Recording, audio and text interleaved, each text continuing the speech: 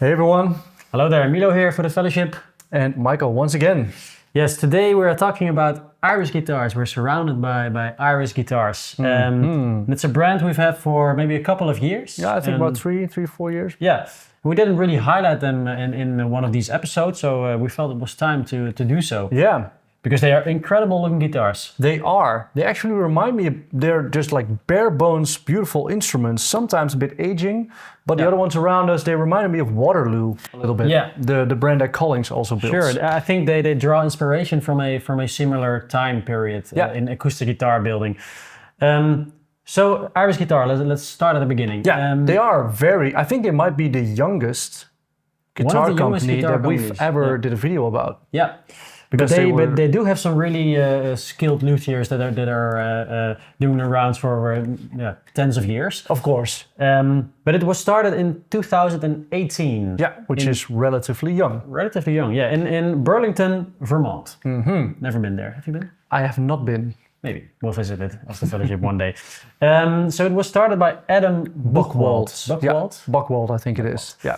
And together with Dale Fairbanks, they are the principal luthiers at Irish Guitars. And they have a lot of experience together. Yes. Because Adam Buchwald, he first worked at Retrofret in Brooklyn, New York. Yep. And then he was also a luthier at Froggy Bottom Guitar. Which is a brand we've also had in here a few times. Yeah, a few times. We don't see them a lot, but those are really, really boutique and high-end and very expensive guitars. Yep. Beautifully built. And we once had one with a nice frog inlay. Yeah, not kidding. That was great.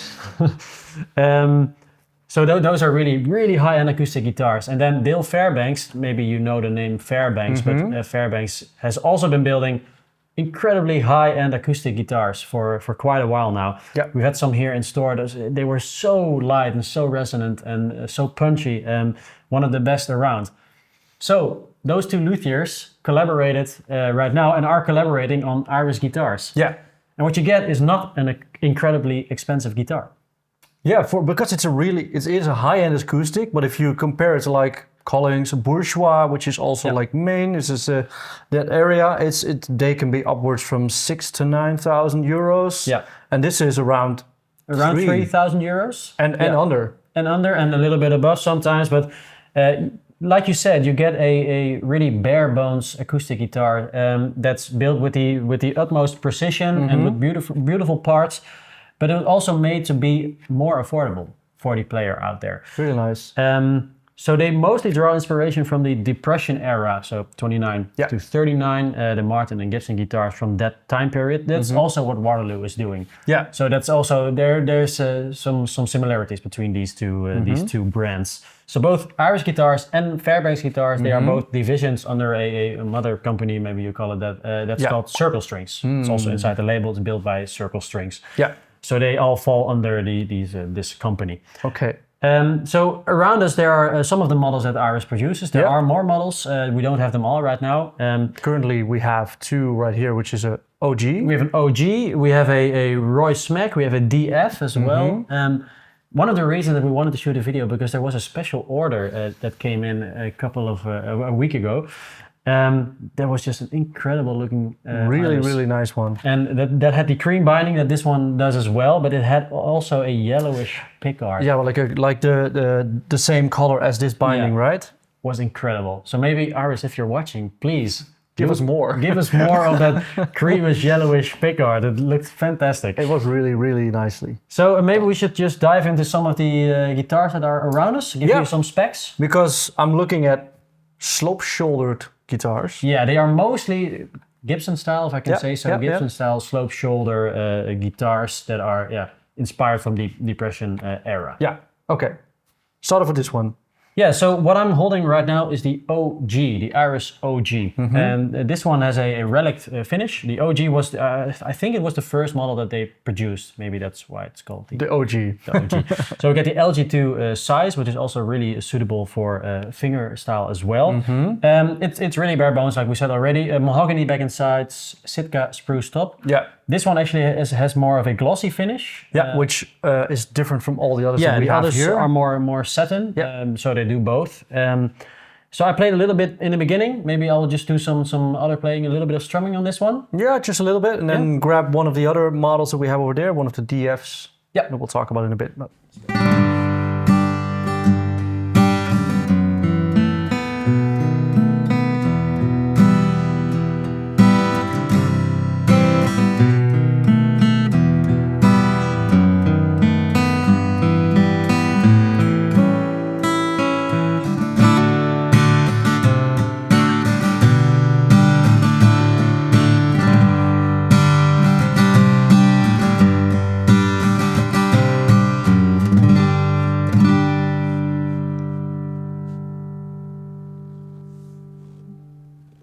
They sound really nice and warm and dry. They've got the vintage vibe. The vintage vibe Definitely. built in. I was thinking the same. So if I had my eyes closed, I could have said it was a Gibson. Yeah. So I think they do that really, really well. Yeah. All right. So maybe grab one of the DFs over there. Yeah, sure. So they do a lot of sunburst finishes, but we also have a natural. And this one has a pretty funky pick guard compared to the other ones. Yeah, so the other one was more like a fire stripe. Yeah. This is more like a tortoise or something. Nice.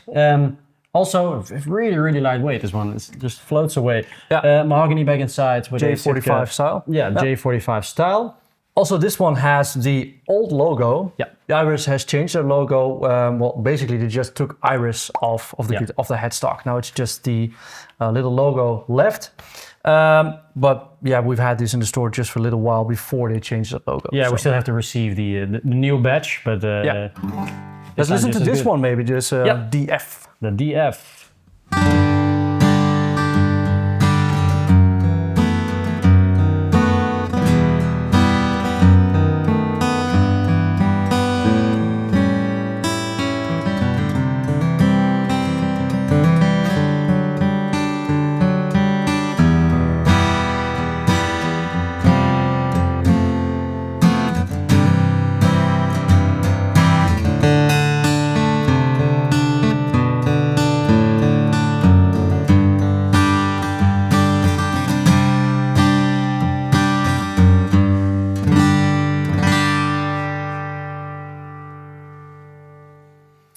That's basically all I would want an acoustic to do.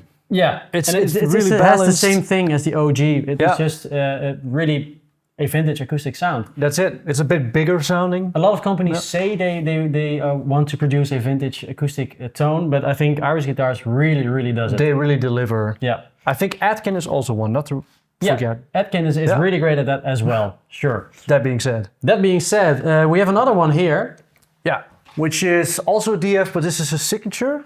Yeah, so this is the Roy Smeck that Gibson also built a Roy Smeck model. So it is a dreadnought, but then it's a 12 fret.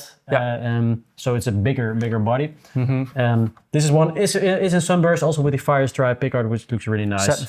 Satin finish. Also mahogany back and sides, Sitka spruce top. Again, so lightweight.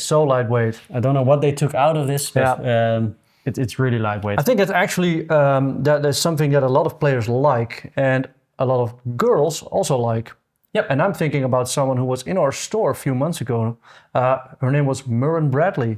I'm not sure if you saw the session, but Muireann is a 17-year-old girl from Ireland, and she plays incredible. Incredible, beautiful voice, and she plays Iris guitars only.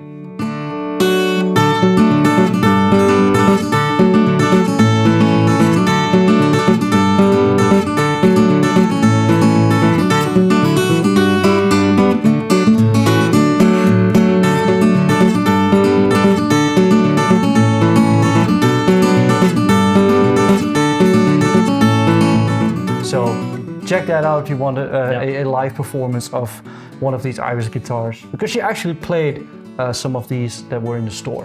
What I also like about these Iris guitars is the really small dots. Yeah. I think it looks really classy. Yeah, I think it just does. It's really cool. Yes, fun little detail. Let's listen to the final model. Yeah, I'll play some of the same stuff.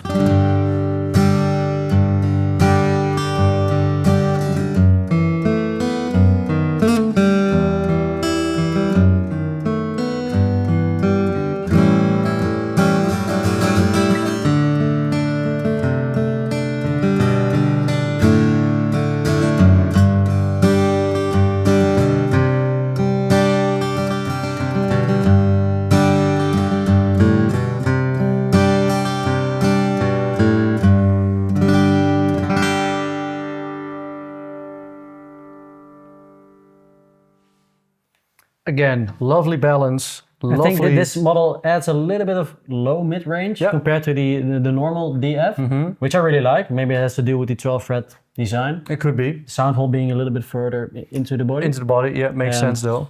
But they sound really, really similar, but this one has just a little bit more oomph, as they say. A little bit of whoo.